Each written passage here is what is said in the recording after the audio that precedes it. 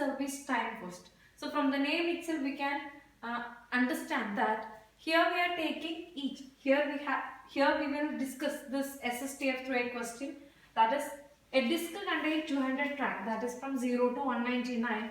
Request you contain the track number 82, 170, 43, 140, 24, 16, 190. Current position of the read write head is 50 and calculate the average seek time. That is our question. So here the given data are total track number is given, that is 0 to 199, and the current position of the read write head is 50. Okay, so we have to plot the graph.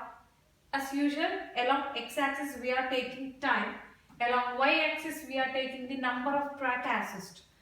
Here we have the total track number 200, so we are taking 0 to 199. Okay, here we are plotting the initial position is also given, that is 50. So we will start from 50.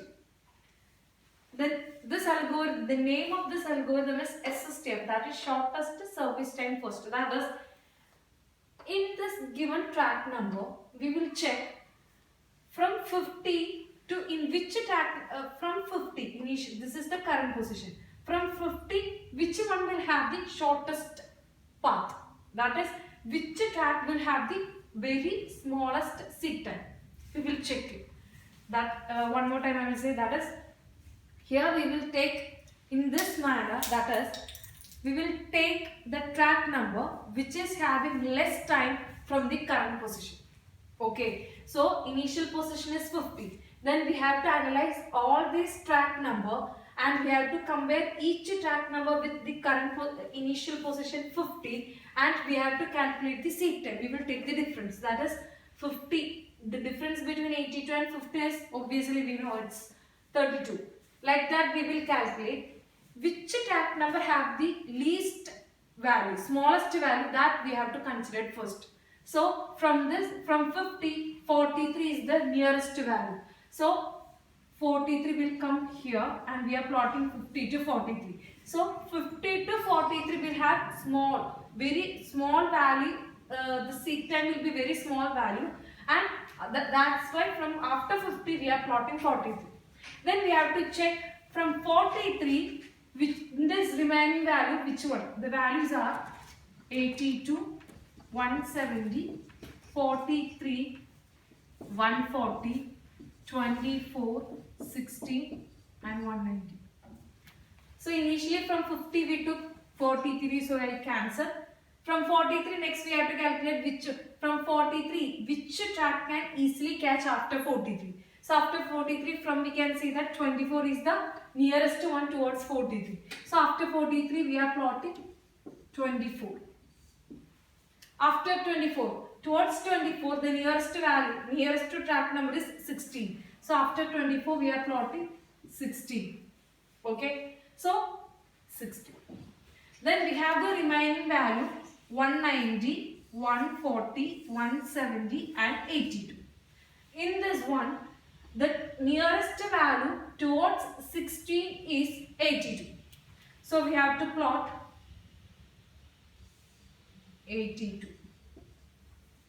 Then after 82, the nearest value or the track which is 140 is the track number which is nearest towards 82. So we have to plot 140. Then 170 is the track number which is closest towards 140. So we will plot 170. Finally we will get 190.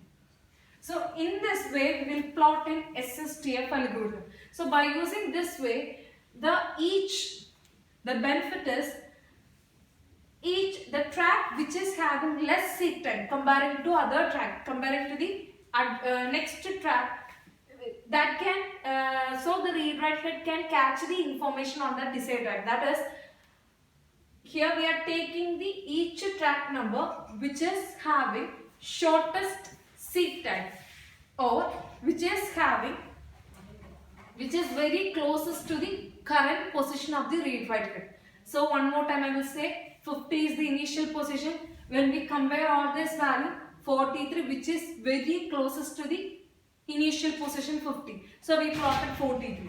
After 43, so now 43 is the current position. So in this remaining value, when we check 24, which is very closest towards 43. So we plotted 24, then we plotted 16, like that we completed the graph. Okay. Then we next what we have to do is we have to calculate average seek time. For that we have to follow this block. That is, first section we have to take next to track assist. Here we have to write the track number, the order in which way we plotted in this graph. That is, this is the order of the given desired track, but we plotted which is having very less seek time comparing with current position. So the order in which we plotted the graph, the same order we have to, in that same order we have to write the track number in the next to track assist. So in that way, initially we plot 43. So 43, 24, 16, 82, 140, 170 and 190. Then we have to calculate the number of track transversed. We know that initial position is in 50. So from 50 to 43, read-write head covered 7 tracks. After covering 7 tracks only, read-write head will able to get the information in track number 43. So that's why I am taking the difference between 50 minus 43. That is what we have written here, 7. Like this way we have to fill number of track transfers to this block. In this way we have to fill. So next section, what we have to do? 43 minus 24 we have to calculate. We know the track number will be always a positive number. So we have to take the difference in such a way that highest value, we have to take the difference between highest value and the smallest value. In this case we have to take 24 minus 16, that is 8. Okay. In this case that is 82 minus 60, 66. Here 140 minus 82, that is 58. And here 170 minus 140, that is 30. And 190 minus 170, that is 20.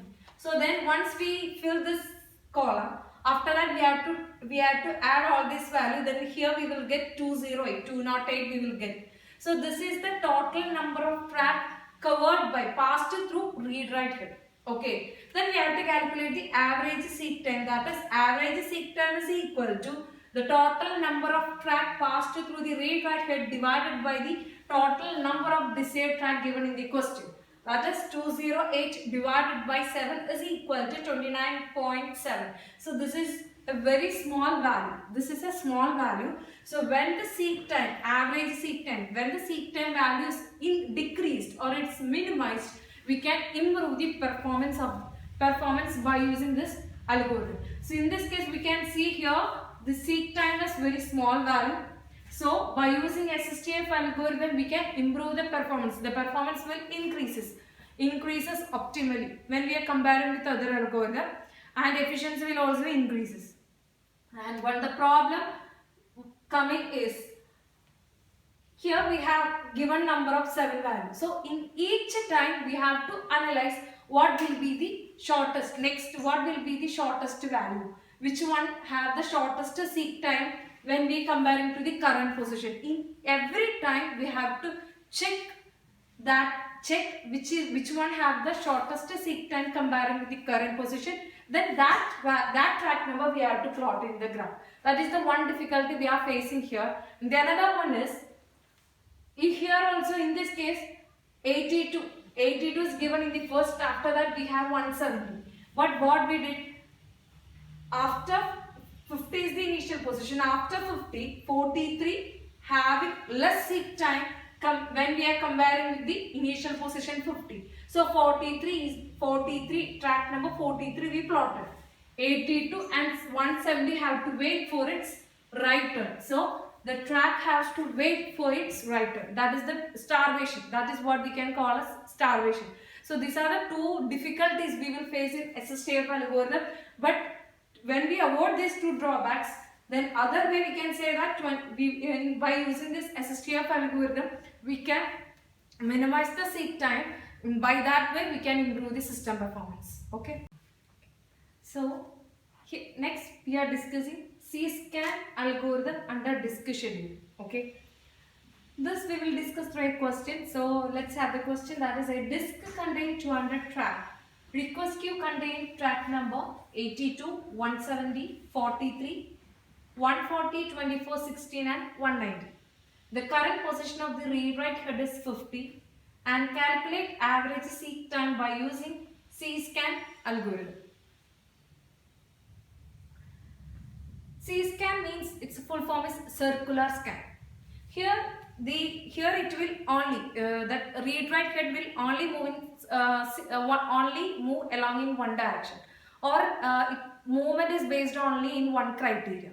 The criteria is it will always move along the largest value. Okay, it will move towards the largest value. So let's see how we will plot the graph of C-scan algorithm. So we know along x-axis we are taking time, along y-axis we are taking number of track assist. Number of track assist, that means the which track number we are going to assist. That is what mentioning in along y-axis. So C-scan algorithm is based on one criteria, that is it will move along the direction of towards the largest value. It will move towards the largest value. Only in that direction we can plot the graph. So we will see. So in the question it's mentioned total number of track is 200. So here the initial track number 0 I am taking in the top, and here the last track, and the current position of the track is also given, that is 50. So I am taking initial position 50 here. Then I told you in this C-scan, circular scan, it will move towards the largest value. So 50, after 50 the next highest value is, here we have the values of 82, 170, 43, 140, 24, 60 and 190. These are the values here. So after 50 the next highest value is 82. So we have to plot 82. We plotted. The next highest value after 82 is 140. So after 82 we are taking 140. After 140 the highest value is 170. So in the same direction we are plotting 170. After 170 the next highest value is 190. So in the same direction we are taking 190. Then we have the remaining value 43, 24, 60. Okay, that is 43, 24, 60. When we will check 190, in this 3 value, 43 is the value which is closest towards 190. But we know that in C-scan algorithm, in C-scan scheduling method, it is moving towards the largest value. So once it reaches the largest value, it will change the direction and it will go to the smallest value. That is, it will change and it will go towards 16. Once it will start from the current position, then it will go to the highest values, and once it reaches its maximum value of the given track number, then it changes the direction and it will go to the minimum track number value which is given in the question. So in this question the remaining values are 43, 24 and 16. So from 190 we are moving towards 60.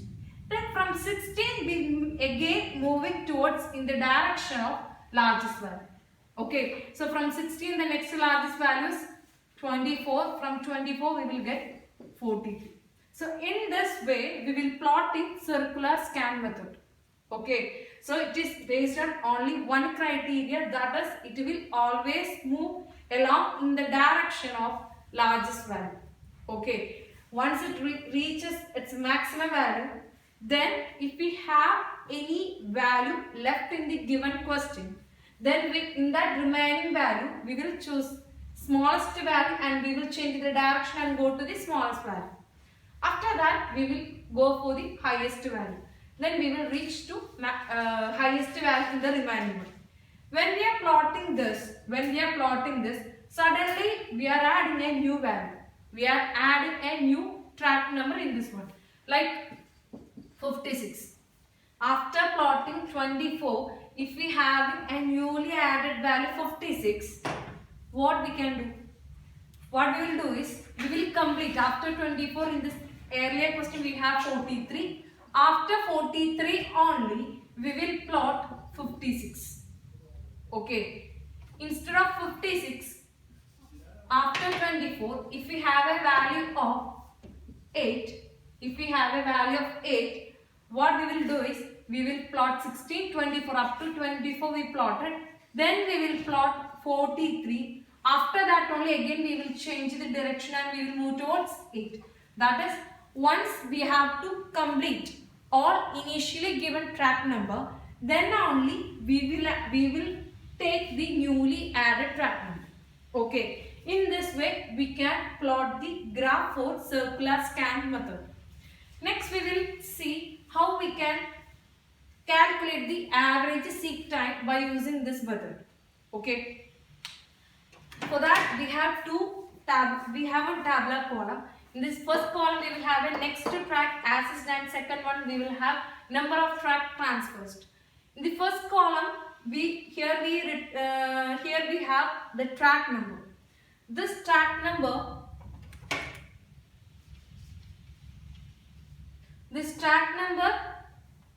the order of this track number which is given in this column is based on that. Here we have one order in the question, but in this algorithm we have one criteria. Based on that we plotted the graph. So the order in which we took the track number to plot the graph, in that same order we have to write the track number in this column. Okay, one more time I will say, that is the order which we plot the graph in that same order of the track, same order we have to write the track number in this column. That's why initial position is 50, we need not to write in this column, it's given in data. After that 82, 140, 170 and 190. Once reaches the 190, it's going to smallest value, that is 16, then 24 and 43. So in this way we will fill this column. And in this case, number of track transfers, we have to take the difference between adjacent track number. Okay, for this case, for the first one, we know the initial position is started from 50. So before 82, the read-write head is in position of track number 50. So we have to take the difference between 50 and 82. That is 32 is written here. Okay. This 32 means once initially the read-write head is in the track number 50, then the track is above, just on the upper or lower surface of the plater. So this plater will rotate. Once after track number 50, when track number 82 is reached in this read-write head, it will rotate back and forth direction and it will get the data on this corresponding sector. Okay, so from 50 to 82, it have to cover 32 track, then only it will reach the desired track number 82. That's why we are getting here 32. The next we will take from 82 to 140, it have to cover 58 tracks. Then only, that is the position of the read-write head now is in track number 82. Then it have to cover 58 tracks. Then it will reach track number 140. So we will 58 we will get, that is we will take the difference between 140 and 82. And here it is 170 minus 140, we will get 30. Here 190 minus 170 we will get 20. And here it is 190 minus 16, we will get 174. Here we have 24 minus 16, we will have 8. and 43 minus 24, we will have 90. Once we fill this column, we have to calculate its sum. Okay, so we will get the value 341. So 341 is the total number of track passed through our read write head. Okay, then for calculating average seek time, 341 track, that means average seek time, total number of track is divided by the number of track given in the question. That is 341 divided by 7, we will get 48.7. This is the average seek time of this question by using C-scan algorithm.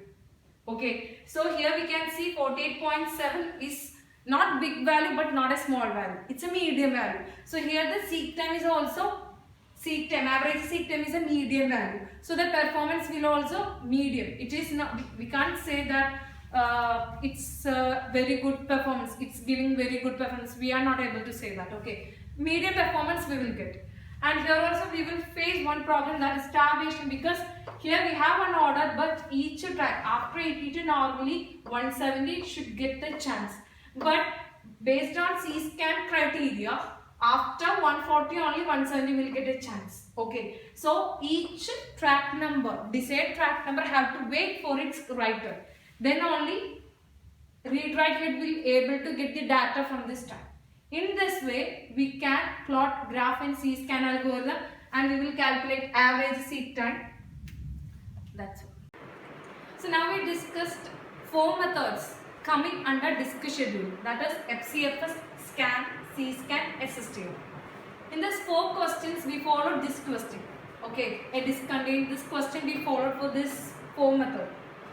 In each method, we calculated average seek time.